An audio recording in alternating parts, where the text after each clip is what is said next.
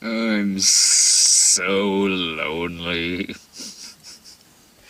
In the back seat of the car, all by myself, reviewing the new Paranoia movie. And given okay, alright, given the box office of this film, this movie had the worst opening weekend of any movie this year, any movie of Harrison Ford's entire career. Worst goddamn opening weekend. Did not even open in the top 12 movies of last weekend. So, of course, I had to go fucking see it. One, it's called Paranoia. One, it's called that. And two, with the box office, it's this year's Oogie Loves. And here I am in an empty car fucking talking about this movie. And for the first half hour of the film, I was the only one in the theater. At this point, they had moved it to the tiniest fucking theater in the whole place. They moved it to the far, far end of the theater, this tiny rinky-dink room, auditorium. There I am sitting by myself until like a half hour in, and this like 70-year-old woman comes strolling in. I don't think because she wanted to see the movie. I think maybe she just missed the bus and needed some time to kill before the next bus came. I don't know, because all she did was really just kind of sit there and play games on her phone. Again, like a 70-year-old woman just sitting there playing games on her phone, not watching this fucking movie. And here my happy ass is talking about it in a dark, empty car in the back seat. That whole story, this whole situation, pretty much symbolizes Paranoia's theatrical run. Oh my god. This movie is terrible. It is. This thing has like a fucking 3% on Rotten Tomatoes. And I know it's not necessarily that it's like the worst movie of the year. It's one of them. But it's not that it's necessarily like the worst film of the year. It's just that there's nothing in this movie to recommend. This movie, it's a corporate espionage thriller about competing cell phone companies. Why am I even in the theater watching this? Nothing about this movie screams paying full fucking price to go see a corporate espionage thriller about cell phone companies. How this isn't a direct-to-on-demand movie, I have no fucking idea. I don't. I mean, yeah, you could say that it's got Harrison Ford and Gary Oldman in it, but I've seen movies that have gone straight to on-demand that had more A-list actors in it. Really, like the supporting cast of this movie, it's not bad, because they need to throw in as many colorful supporting actors as they can to cover up how terrible Liam Hemsworth is as a leading man. I'm not even going to say that Liam Hemsworth is the poor man's Chris Hemsworth. He's not. He's the poor man's Keanu Reeves.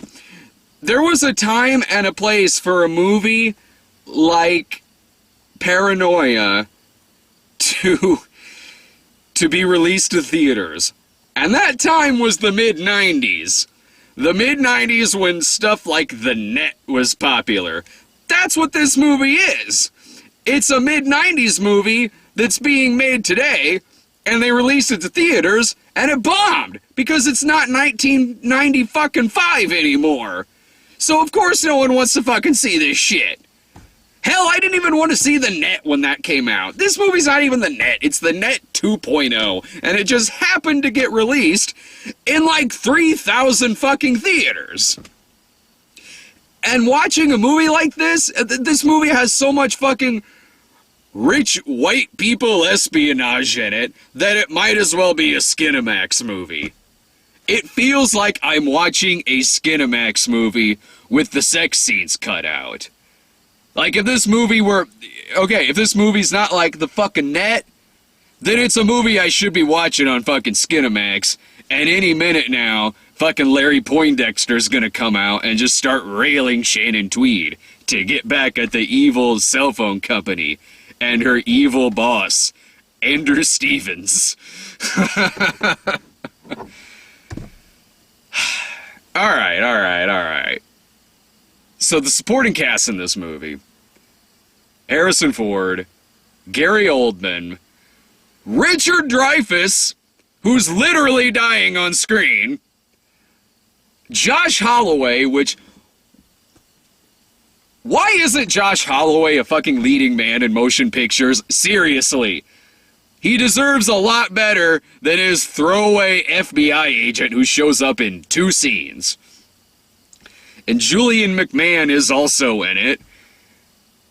This movie is made up of actors who could have done a much more competent job as the leading man than Liam fucking Hemsworth. Really, there's no law that says that the character Liam Hemsworth plays has to be 20 years old. There's not. It easily could have been Josh Holloway playing the part. It easily could have been Julian McMahon playing the fucking part. And the movie would have been fucking better for it. So, Liam Hemsworth and his team of young hipsters, they pitch a new phone to cell phone mogul Gary Oldman. In this pitch meeting, they pitch to him like, we've made our cell phone better. You can look at the monitor on a TV. Sweet. So, tea-sipping Gary Oldman sitting there, he doesn't like it. So because they failed their pitch meeting about it, that means they got fired. Alright, so they get fired. So then they take out the company credit card and just have a night out on the town. With lots of shots in New York, which I swear to God were the same shots, establishing shots that they used in Mortal Instruments. This movie didn't even need to be called Paranoia. It easily could have been called Shots of New York City with Liam Hemsworth running. Brought to you by Apple. It's an entire commercial for fucking... It's a commercial for the fucking iPhone. Because everyone in this movie's using an iPhone. And you see Apple computers all over the fucking place in this movie. Like, they go out of their way to show you that fucking Apple. But in terms of the actual cell phones, it doesn't show you the label on those, but you know what kind of phones they are. Because the two competing companies, neither one of them are like fucking Apple or shit like that. They're fictitious companies in this movie. But they still want you to know what these fucking phones look like, and they want you to go out there and buy these fucking phones.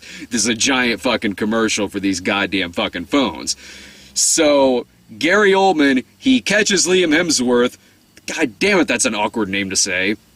He catches Liam Hemsworth fucking going out on town with his fucking friends and using up the company credit card. So he says to Liam Hemsworth, he goes, alright, well, you know what, I caught you using these funds. Either you're gonna go to jail, or we're gonna send you in undercover to this competing cell phone company that's run by Harrison Ford, whose name in the movie is Jock. So, Jock Harrison Ford, they send him undercover to go work for Harrison Ford to find out what their new cell phone is going to be that they're going to unveil to the world so they can know their trade secrets of the competing cell phone company. That way, they can create it and patent it before the competing cell phone comes out. Ooh, this shit is fucking intense. It's really fucking scary. Oh my God. So, just imagine The Departed. It's The Departed if it weren't about cops and gangsters, but was about competing cell phone companies. It's just as fucking intense as it sounds. Oh my God. And it is deadly as shit. Holy crap, man. These companies, they take their shit fucking seriously. They will fucking put a bullet in your goddamn head if you try double-crossing them. They will fucking make you sleep with the goddamn fishes with shitty fucking reception if you fucking turn on them. Holy crap. All just to find out what the new cell phone's gonna be. We will fucking bury your ass if you don't fucking tell. We will murder your father, your girlfriend. We will fucking run over your best friend with a car if you don't tell us what the next big and beautiful cell phone is gonna be. This movie is stupid. It's so stupid. And it's got, like, a horrible fucking love story in it with Liam Hemsworth and Amanda Heard. Oh my god. They have a one-night stand at the beginning of the movie, then she just up and throws him out of the house, and throughout the first half of the movie, she's making jokes about him having a limp dick and being terrible in bed, but then, you know, at the drop of the hat, they fucking end up together and shit, because apparently he's that bad in bed. So, she spends the first half of the fucking movie with snarky fucking bitch face. Yet he's fucking useless as a lead character, so I don't care if either one of them fucking gets together. It's just, when you break the fucking movie down, it's just about two old dudes running cell phone companies who like to fuck with each other. There's two good scenes in the movie, and the good scenes in the movie are when Gary Oldman and Harrison Ford are acting opposite each other, because that's kind of glorious, because they spend the time, like, laughing as in, I'm paying you a compliment right now, but dear God, I fucking hate you, and I am gonna watch your company burn. Oh man, remember what it was like when we were friends? Oh, we should be friends again. We should go out for a drink. I know, right? So I can buy you the last drink you'll ever have, because you're gonna be in the poorhouse once I'm done buying your fucking company. That's what their couple of scenes are like together in this movie, and it's kind of beautiful watching these two dudes know that they're in a piece of shit and kind of have fun in their scene together. That's like two scenes in the fucking movie. But then the ending comes around, in which it turns out that Harrison Ford knew what was going on all along and basically set up Liam Hemsworth to get caught so he could blackmail Gary Oldman into signing away his company. But, no. Triple fucking double cross. Liam Hemsworth gets the both of them busted and sent off to prison. I don't like this ending. I don't like this ending, because to me, this makes Liam Hemsworth the fucking villain. Like, yeah, alright, like, Julie McMahon, he's a hitman, he's a bad guy, okay. Gary Oldman, he's a bad guy. Harrison Ford, really, he's just kind of protecting his company. He's protecting his company, and he's getting rid of a shitty fucking dude who was gonna blackmail him.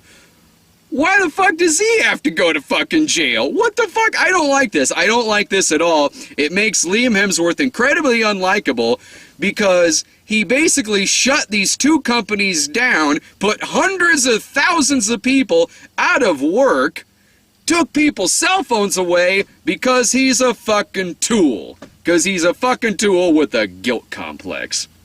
I don't like it. I don't like it at all. To me, this movie ended with the villain getting away with it, and that villain was Liam Hemsworth. Like, okay, he wants to fucking get back at Gary Oldman for, like, threatening his dad and shit. Like, alright, fine. But Harrison Ford, leave Harrison Ford alone! What? Alright, let's be perfectly honest here. Neither one of those two guys are probably going to see the inside of a prison cell. They're either gonna blow their fucking brains out, or they'll get like a slap on their wrist or something like that. Which, good! Because they're more likable than Liam Hemsworth is in this fucking movie. He spends the entire movie, the first part of it he spends stalking Amber Heard, which is kind of weird because it's like, really, this is the kind of girl you want to see get punched at the end of the movie. Anyway, he's like kind of stalking her for a little bit, but then they end up together. And then he's just verbally abusive towards his dying father, Richard Dreyfuss, who sometimes just has a mustache in the movie, sometimes has a beard.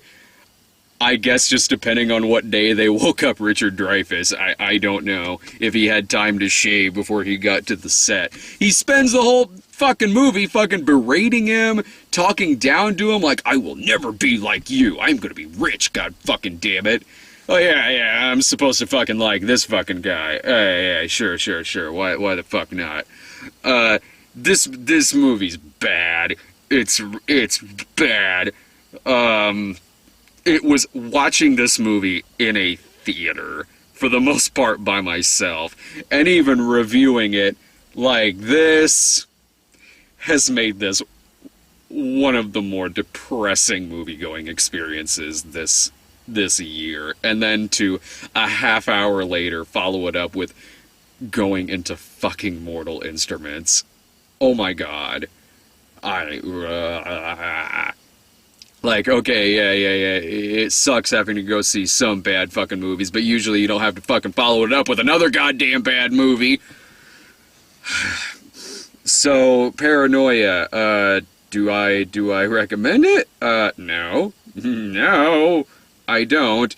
It's a throwback to the kind of movie from the 1990s that, yeah, shoulda fucking died. So I'll be back to compare it to the movie called Paranoia that I wrote. So we'll be right back. Alright, so as many of you may know, I also wrote a movie called Paranoia. And that's kind of funny because, like, well, I mean, there's like 20 movies that are called Paranoia. Ours was hardly the fucking first. But, I always, usually kind of wondered whenever, like, a big movie came out that had the title of, like, another, like, not-so-big movie, what the people, like, from the other movie, like, kind of thought. Like, okay, remember that 1980s Independence Day that was, like, a melodrama? Like, what did those people think when, like, other Independence Day came out? And all I have to say about it in this particular case is, like, whatever. So there's another fucking movie called Paranoia, and I get like a bunch of fucking messages asking me if I know that there's a new movie coming out called Paranoia. I'm here reviewing it, so yeah, I know that there's another movie out called Paranoia. There are some similarities between this one and the one that I wrote. Both of them feel like they were written by children. I was 17 when I wrote Paranoia. If you've seen the movie, you can probably tell. Both movies are throwbacks to a style of filmmaking in the 1990s. New Paranoia, as in it's kind of like The Net and movies like that.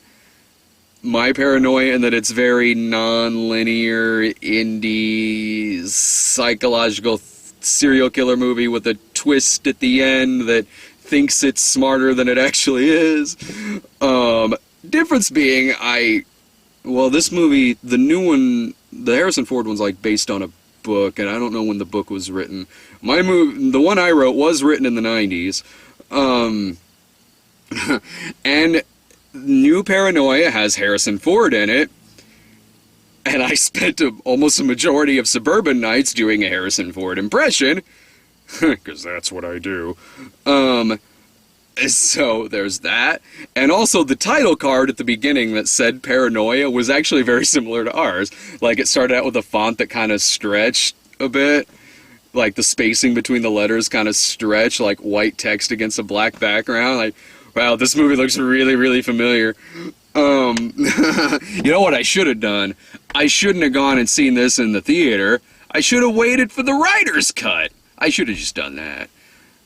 New Paranoia has Liam Hemsworth, who's a very unlikable lead character, and I don't think he's very good in it, like, at all. My Paranoia has a very unlikable lead character, and that movie contains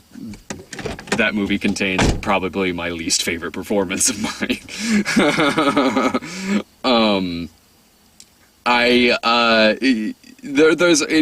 Oh, people. All right. People want me to review my Paranoia now. Okay, that's only fair since I reviewed the new one. The Paranoia that I wrote, it's the one movie of mine that, to me, I don't really think of it as like my movie. I don't at all. It's just a movie that I happen to write.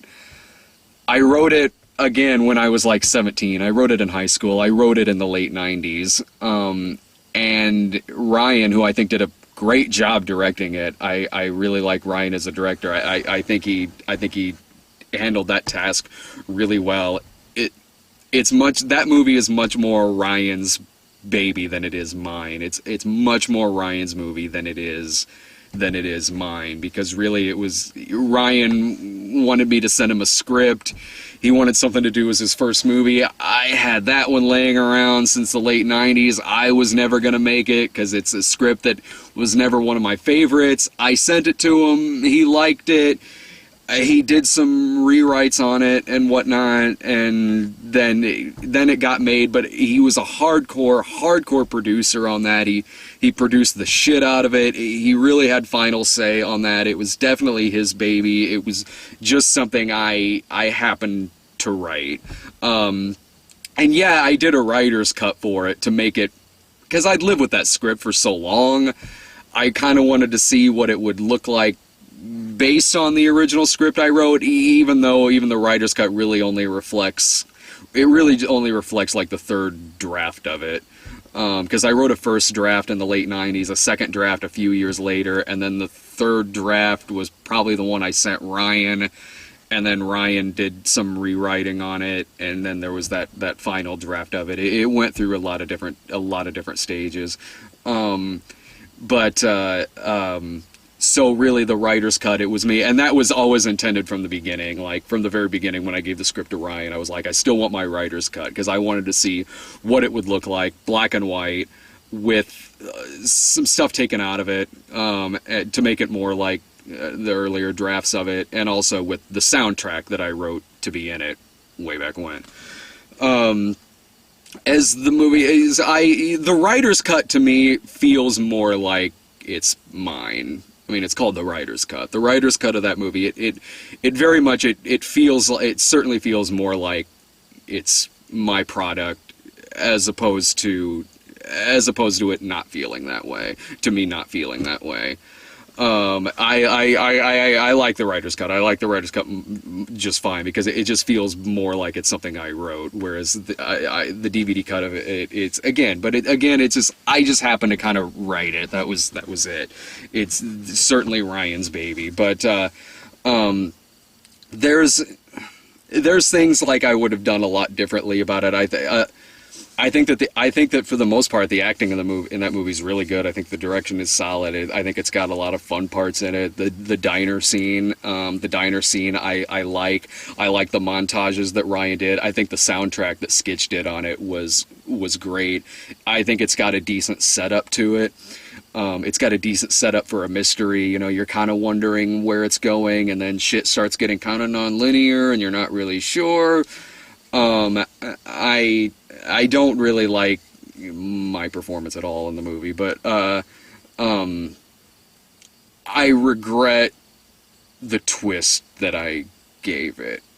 That twist came about in like the third draft of the script. Originally, there was no explanation for everything going on in that movie. Just weird shit happens, and then it just kind of ended, and you're left to sort of decide for yourself what was real, what wasn't. Was he the killer? Was he not? Was he just a crazy guy? Was Carl Stowers the killer? Was he? You're kind of left with all of these clues, and there's no definite answer. By the time the third draft came around, I don't know why, for some reason I felt obligated to just put in an explanation, and I did, and it was the one that I gave it where it turns out that he was the killer, and he's in hell, and each night is getting repeated. Maybe that twist would work well in the late 90s, but for me, personally, for me personally, it just feels like something that I've seen in a bunch of other movies. And yeah, 12 years ago, that would have been an interesting twist probably. But now I've seen it a lot, and if I could have taken that entire ending out of the writer's cut, honestly, I would have. But that would have made it like a 70 fucking minute movie.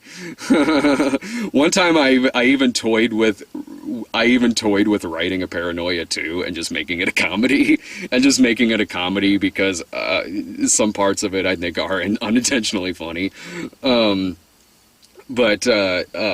I've kind of toyed with that sometimes. Like, you know what? I should make a Paranoia 2 and completely disregard the ending of the first movie and also make it a comedy. I would enjoy that so goddamn much. Any time I've ever heard any criticism about the ending to the one that I wrote, I've tended to kind of agree with it, because I probably should have given it a better ending, but again, I was very young when I wrote it.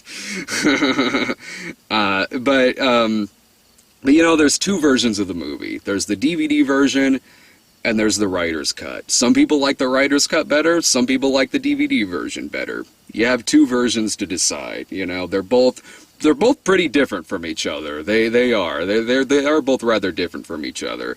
And I don't know what else to say really. If you haven't seen it, check it out and make up your own mind on it. Our Paranoia's gotten way better reviews than the Harrison Ford one. The Harrison Ford Paranoia, it's a thriller done by the guy who made Killers, The Ugly Truth, fucking Legally Blonde, and fucking shit like that. The guy who's trying to convince us that we should pay money to see a fucking Katherine Heigl movie. That's who's fucking helming this goddamn thing. Our Paranoia, as flawed as I think that my script for it is, I think is a better movie than the new one that's out in theaters, and you should watch that before you watch the one that's out in theaters. But there's people in our Paranoia I think do a great job. Irving does a fantastic job in the thing, especially given that we asked him to play the part at literally the last minute. I think he's great in it. I think Sarah's great in it. I think Jillian is great in it. I think that the actors do a fine job in the movie. I think Ryan's direction is great. I have a lot of problems. I have a lot of problems with my script. That's just it really. At first I was kind of like, do I actually review the movie? Because I don't want to like hurt anyone's feelings or anything like that. But it's like, you know, I wrote it. I can talk about the script that I wrote, and that's kind of what I'm doing. I'm kind of just talking about the script really. So it's you know, it's not my least favorite script of the stuff that I've written, because those never got filmed. It's not that, but anyway, you know, that's I don't really have anything else to say. So tomorrow I'm gonna be fucking back tomorrow. Tomorrow is The World's End, along with You're Next, which I actually hear really fucking good things about. So You're Next, that'll be tomorrow with the World's End. So I'll see you guys then.